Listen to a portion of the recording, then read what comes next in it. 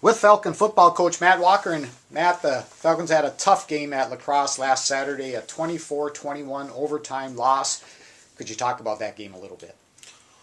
Well, it was a heart-wrenching ending to a pretty spectacular day, or to an exciting day for college football fans.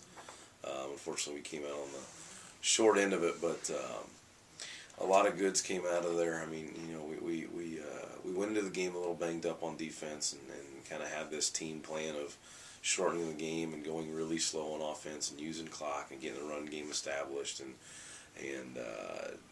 we kind of did everything we wanted to do. We took a 14-0 lead into the fourth quarter, and it was a day where we controlled the line of scrimmage, we controlled the clock, scored when we were down in there, and it wasn't a real pretty game plan, but it was executed to exactly how we wanted it to be, and put ourselves in a position to clearly have a nice victory there, and then they get a late score.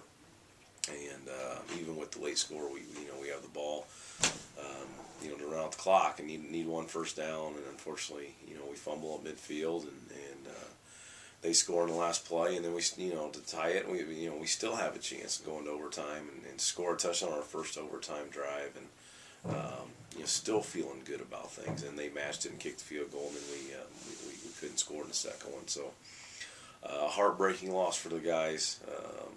A day again where, and nothing to take away from La Crosse. I mean, they executed when they had to, but a day where we controlled everything except for the last 8 minutes of the game. I mean, it was a dominating performance really on both sides up to that point, and so that makes it even tougher. Hard one to get over, through the, especially you stack it onto the season we've had. We've lost 3 or 4 on, basically the last play of the game, and 3 times we've had the ball needing one first down to end the game. Boy, it's been a rough one, and this one's has been tough to get over as well. It's good we got a rivalry game coming up and a game at home to kind of help things, but I feel we're kind of healing together here, because this is a tight group of guys, but proud of them. Boy, they fought like crazy. Matt, you talked about controlling the line of scrimmage, and I know earlier we had talked about how well the offensive line played at La Crosse. Could you talk about that group a little bit? Yeah, we kind of lost our senior, one of our senior leaders, our captain, Ben Barrett, did not play in the game, and so it was kind of a gut check time for us up front, and our young guys really came through. I mean, Hank Rogotsky, Reggie Larson, Jake Latecky's anchored the thing at center the entire year. And then we also lost Darren Winger. So 2 of our staples there, our left tackle and big right guard, guys with experience, our big strong guys, we lose both of them before the game, and so Justin Lund fills in. Matt Jack played, and he gets hurt halfway through, and Isaac Unger comes in. It was a mash unit of guys, and for them to execute the way they did was exciting and is promising. Again, we don't want to get into next year and future, because our seniors don't deserve that. We're doing everything we can to get these last 2 for them.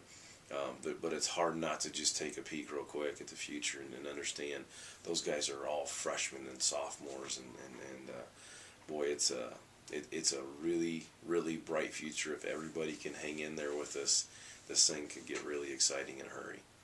On the defensive side of the ball, junior linebacker Luke Radke was named the team's player of the week. He had 6 solo, 10 total tackles, including a sack. Could you talk about Luke's play? Luke's he's a emotional leader force. He plays with passion and emotion, and he was flying around. Again, we went into that game really banged up the linebacker. Zach Stewart was hobbling around. We lost Isaac Newman for the season. Zach Lose, a guy that kind of anchored his linebacker, he misses the game with some head problems. Alex Boyer goes out after the first quarter. We were a banged up unit up front 7 as well. So for Luke, we knew Luke had to play that way for us to be successful, and he did. And that whole linebacking group really stepped up. Cole Schierick and Christian Alvarado and some of these guys that we needed to step up did. And Alex Hohenstein, I got to mention him. He played an unbelievable game for us up front. He didn't put up gaudy numbers, but man, he was in the backfield all day and was really helping our linebackers get to people. And Alex has done that for us all season. Matt, last home game of the year coming up on Saturday, hosting UW-Stout at Raymer Field, the Senior Day, Parent Day. Could you talk about that game a little bit? Well, it's clearly a big one for us for the program. After everything we've been through, we need a victory. I know it goes without saying, and everybody in the country says that.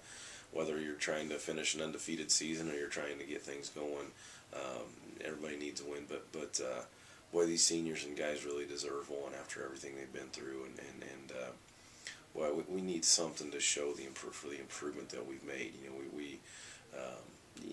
We've really taken some steps, and you sound ridiculous almost saying that, having not won a game yet, but we really have, and I more than anything, I just want to get something on the board for them to show people some of this improvement that's coming, and what this future holds. And it's really, like I said, it's a bit of a rivalry game. They're our closest opponent.